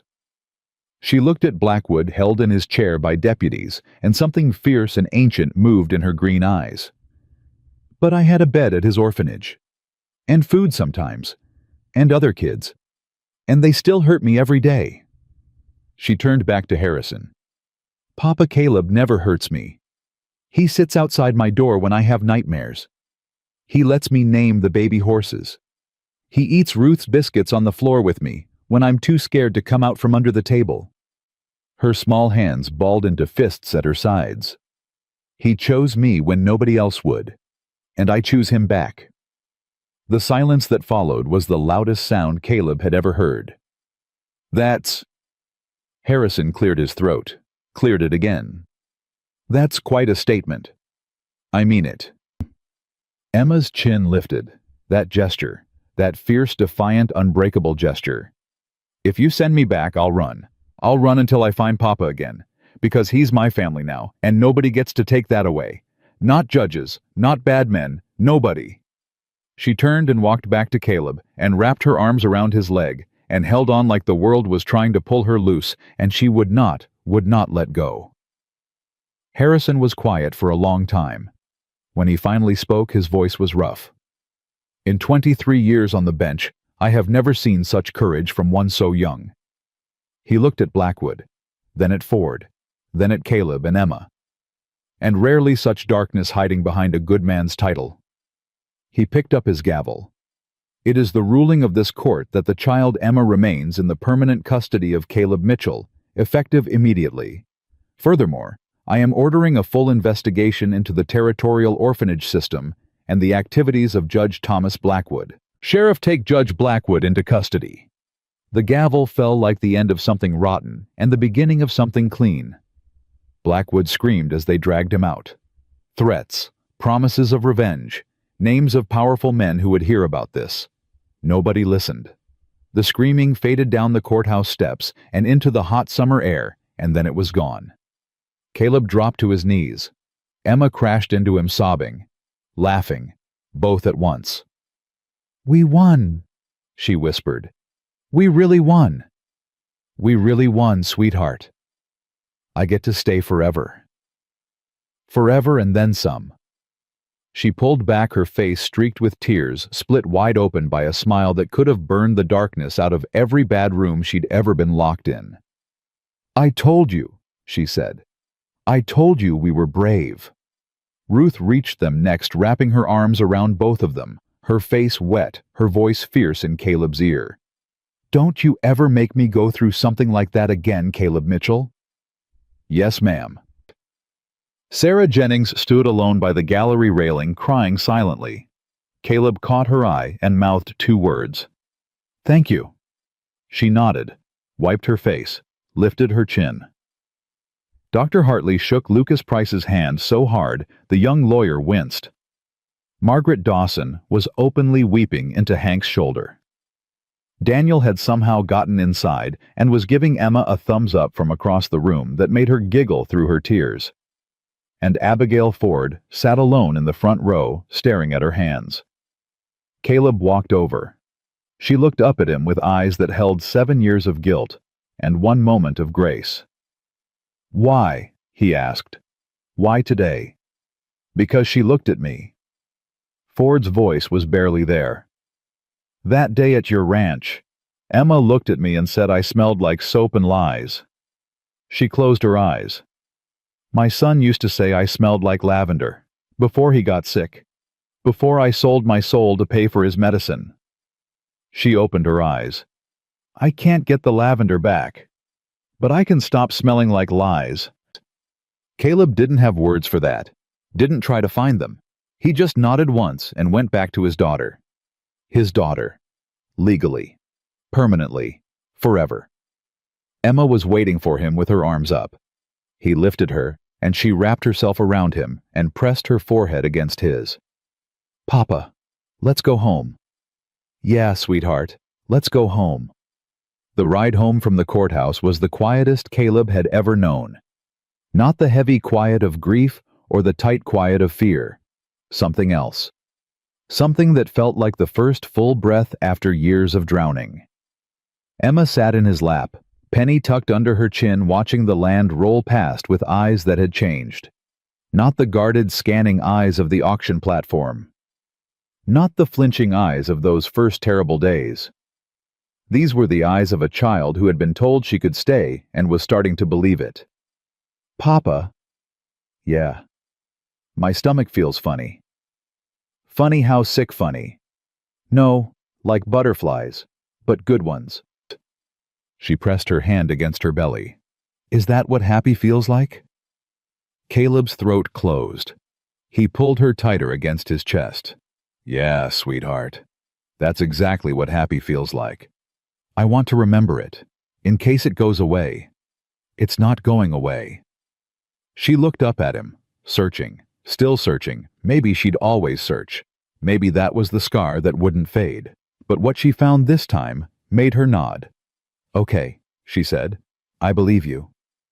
2 words. The heaviest 2 words Caleb had ever carried.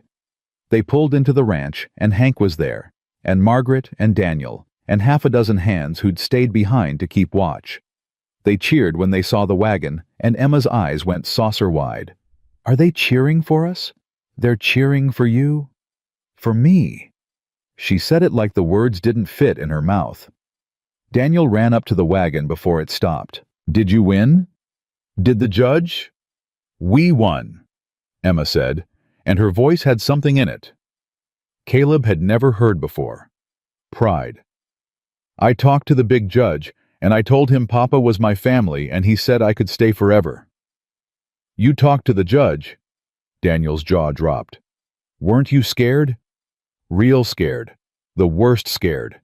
But Papa says brave isn't when you're not scared. Brave is when you're so scared your knees shake, but you do it anyway. That's about the coolest thing I ever heard. I know. Emma grinned. Can I see Daisy now? Caleb set her down, and she ran, not walked, not crept, not slunk toward the barn with Daniel on her heels, and the sound of her bare feet slapping the dirt was the most beautiful thing Caleb had ever heard. Ruth came up beside him. You gonna stand there catching flies, or you gonna come inside and eat? I've been cooking since dawn, and I will not have it go cold. Ruth. What? Thank you. For what? Cooking? That's my job. For everything. For staying. For fighting. For being the mother she needed when I didn't know how to be enough. Ruth went still.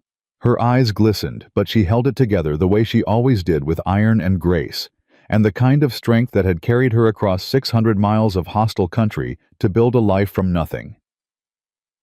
That child doesn't need me to be her mother, Ruth said. She's got one watching over her from heaven, and a papa right here who'd walk through hellfire for her. What she needed was someone to make biscuits and braid her hair and tell her papa when he's being a fool. She patted his arm. That I can do. You do it better than anyone. I know. Now come eat before I feed it to the horses. The days after the hearing moved different. Slower. Kinder. Like time itself had decided to stop punishing them and start letting them breathe. Blackwood's arrest sent shockwaves through the territory. The investigation Lucas Price had started blew wide open. Financial records seized from Blackwood's office revealed 17 years of transactions children bought and sold like grain payments, flowing through shell accounts, a network of buyers stretching from Montana to California. 5 children were recovered from a ranch in Colorado where they'd been working 18-hour days. 3 more from a textile mill in Sacramento. 2 from situations so terrible that Lucas couldn't tell Caleb the details without leaving the room to compose himself. How many total? Caleb asked one evening sitting on the porch while Emma and Daniel chased fireflies in the yard. So far, 43 children confirmed in the system. Lucas's voice was hollow. 26 located and recovered, 8 confirmed dead, the rest... He took off his spectacles and pressed his fingers into his eyes. The rest we're still looking for. And Blackwood. He'll hang or he'll rot. Either way, he's finished. Lucas put his spectacles back on. The territorial governor is pushing reform legislation. New oversight for orphanages. Mandatory inspections. Background investigations for adoptive families. He paused. They're calling it the Mitchell Act. Caleb shook his head. Don't name it after me. You started this. Emma started this. I just showed up. Well, somebody had to. In the yard, Emma shrieked with laughter as a firefly landed on her nose. Daniel was doubled over. Even Ruth, sitting on the porch steps shelling peas, cracked a smile. Mr. Mitchell. Lucas hesitated. The young lawyer who'd stood toe-to-toe with Blackwood's attorney looked suddenly uncertain. Can I ask you something personal? Go ahead. Do you ever wonder what would have happened if you hadn't gone to town that day, if you'd waited till Thursday for those cattle like you planned? The question settled on Caleb like a stone. He thought about it. Really thought about it. The version of his life where he'd stayed home, where he'd never seen that platform, where Emma had gone back to Helena and into whatever darkness Blackwood had planned for her. Every night, he said, and every night, I thank God I didn't wait. Sarah Jennings left the ranch a week after the hearing. She'd been offered a position with the Territorial Children's Welfare Office, the new one built on the ashes of Blackwood's empire. She stopped by to say goodbye. I don't know how to thank you, she told Caleb. You thanked me by testifying. You saved Emma's life in that courtroom. She saved her own life. Sarah looked toward the barn where Emma was teaching Daisy to follow her voice. That little girl walked up to a judge and told him who she was. I've never seen anything like it. Neither had the judge from the look on his face. Sarah almost smiled. Mr. Mitchell, there are hundreds of children still in the system, some of them in good placements, some of them. She didn't finish, didn't have to. The new laws will help, but laws don't tuck children in at night. Laws don't sit outside their doors when they have nightmares. What are you asking? I'm asking if you'd consider helping, not just with Emma, with others, children who need what she found here. Sarah met his eyes. A home, a family, someone who won't give up on them. Caleb looked at the ranch, the house with too many empty rooms, the land with more space than any one family could fill, the life he'd built to keep people out that had somehow impossibly become a life that pulled people in. Let me talk to Emma, he said. He found her in the barn that evening brushing Daisy with the careful attention she gave everything she loved. The foal had doubled in size, golden coat gleaming. Can I ask you something, sweetheart? Sure, Papa. How would you feel about sharing this place with other kids? Kids who don't have families. Kids who had it rough like you did. Emma's hand stopped mid-brush. She was quiet for so long, Caleb thought he'd misjudged the moment. Would they be scared? She asked finally. Probably, at first. Would they have nightmares? Some of them. Would they think nobody wants them? Yeah, Emma, they would. She turned to him. Those green eyes. God, those eyes that had seen too much and survived it all, and still managed to look at the world with something that wasn't quite hope, but was stubbornly refusing to be anything less. Then they should come here, she said. Because this is where the scared gets smaller and the safe gets bigger. You taught me that. You taught me first. I know. She grinned. I'm real smart for 4. Almost 5. Almost 5. Even smarter. She went back to brushing Daisy, then stopped again. Papa, can we have a birthday party? A real one, with cake and presents, and people who come because they want to, not because they have to. You've never had a birthday party. I've never had a birthday. She said it simple, matter of fact, like it was just another thing the world had forgotten to give her. I don't even know when my birthday is. Mama never told me. Something in Caleb's chest rearranged itself, broke and rebuilt in the same heartbeat. Then we'll pick one, he said. Any day you want. Any day. Any day. Emma thought about it with the gravity of a general planning a campaign. July 4th, she said, because that's the day America decided to be free, and that's the day I want to remember, the day I got to be free too. Ruth cried when Caleb told her, stood at the stove with tears rolling down her face, and swore she just had onion in her eye, even though she wasn't cutting onions. That child, Ruth said, wiping her face with her apron. That impossible, miraculous child. She wants fireworks. She'll get fireworks if I have to light them myself. The 4th of July came in hot and golden. The whole territory seemed to show up ranchers, townspeople, families from as far as Cheyenne. The porch was buried under food. Margaret brought 3 pies. Dr. Hartley brought a medical bag and a present wrapped in brown paper. Lucas brought legal documents that Caleb didn't look at because today wasn't for paperwork. Today was for Emma. She woke at dawn and shook Caleb awake with both hands. "Papa, Papa, it's my birthday. I have a birthday." "I know, sweetheart. I was there when we picked it." "But now it's real. It's actually happening." Her face was incandescent. "Ruth says there's cake. Is there really cake?" 3 layers. Chocolate. With 5 candles. 5. She breathed the word like a prayer. "I'm 5. You're 5. She threw her arms around his neck and held on so tight he thought his heart might crack from the pressure of containing everything he felt. The party was everything a birthday should be. Emma opened presents with trembling hands, a new dress from Ruth, a carved wooden horse from Hank, a book of fairy tales from Dr. Hartley. Daniel gave her a braided leather bracelet he'd made himself. She put it on immediately and declared it the most beautiful thing in the world. Then Caleb handed her a small box. "What is it? Open it." Inside was a locket, silver, simple.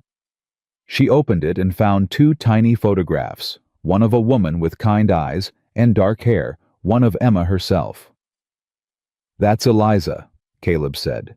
"My wife. She would have loved you, Emma, would have been so proud." His voice caught and held.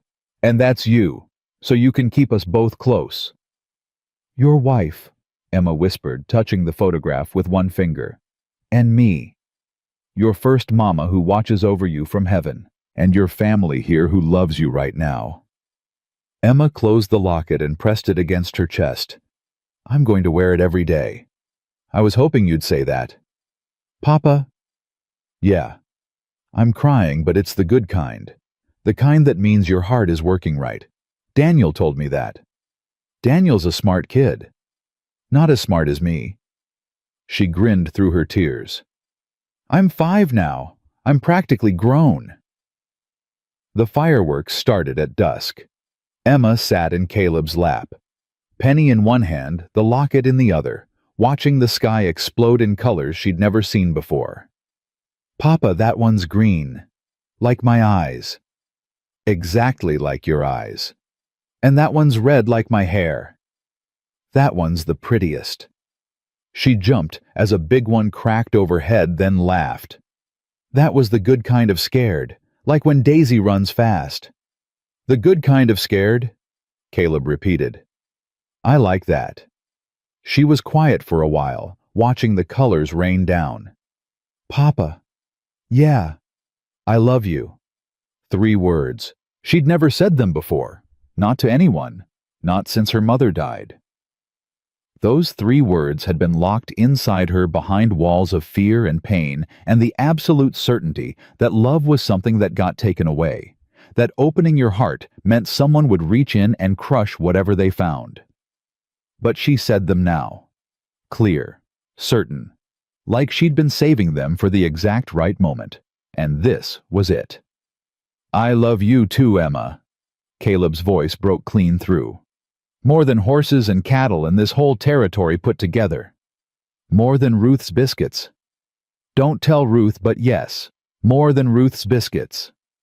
"I heard that," Ruth called from the porch steps. "And I'm offended." "No, you ain't," Emma called back. "No, I ain't," Ruth agreed, and her voice was thick with everything she'd never say out loud, because Ruth Calloway showed love through biscuits and braids and a rifle by the door, and that was enough. That had always been enough. The fireworks faded. The crowd thinned. Daniel fell asleep on the porch swing. Margaret carried him to the wagon. Hank shook Caleb's hand and said nothing, because nothing needed saying. And when the yard was empty and the stars had taken over from the fireworks, Caleb sat on the porch with Emma asleep against his chest, Penny tucked in the crook of her arm, the silver locket glinting in the starlight. Ruth settled into the chair beside him. "You done good, Caleb Mitchell. We done good. You're the one who stepped onto that platform. And you're the one who kept us standing after." He looked at her.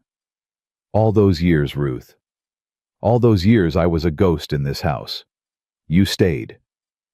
Somebody had to keep the biscuits coming. I'm serious. So am I. But her voice softened.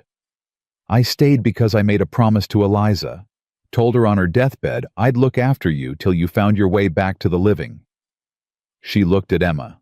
Took you 4 years and a half starved child to find the door, but you found it. Eliza sent her. Caleb said it quiet. Not a question. Maybe she did, or maybe God did, or maybe it was just dumb luck and good timing. Ruth shrugged. Doesn't matter who sent her. Matters that you answered. Emma stirred in her sleep. Papa, she murmured, not waking. Just checking. The way she did every night, making sure he was still there, making sure the world hadn't shifted while she wasn't looking. I'm here, he whispered. I'm right here. She settled. Her breathing evened.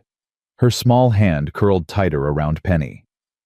Caleb looked out at the land. His land. Her land now. The ranch that had been built for one family, and had somehow become a place where broken things came to mend, where children nobody wanted learned they were worth everything, where a man who'd spent 4 years hiding from love had been ambushed by it in the form of a 4-year-old girl with red hair and green eyes, and the stubbornness to survive a world that had tried its damnedest to destroy her. He thought about Eliza, about Grace, about the years of emptiness and the single moment that had ended them, the moment his boots hit that platform, and he decided that one child's life was worth more than his fear. He thought about what was coming. The other children Sarah had spoken of. The empty rooms waiting to be filled. The fights still ahead because the world didn't stop being cruel just because you won one battle in one courthouse on one summer afternoon. But tonight wasn't for fighting. Tonight was for holding his daughter under a sky full of stars and knowing in the deepest part of himself, the part that Eliza had loved, and grief had buried, and Emma had dug back out, that he was exactly where he was supposed to be. Ruth went inside. The screen door closed soft behind her. Caleb pressed his lips to Emma's forehead. She smelled like chocolate cake and summer grass, and the particular sweetness of a child who has finally, after everything, been allowed to rest. "Happy birthday, sweetheart," he whispered. "Welcome home." She smiled in her sleep. And Caleb Mitchell, the man who'd gone to town for cattle and come home with a daughter, the man who'd built walls high enough to block out heaven and watched a 4-year-old tear them down with nothing but a rag doll and the courage to say, please, held his child in the Wyoming dark and let the tears come. Not the bitter kind, not the grieving kind, the kind that meant his heart was working right, the kind that meant after everything he was finally home too.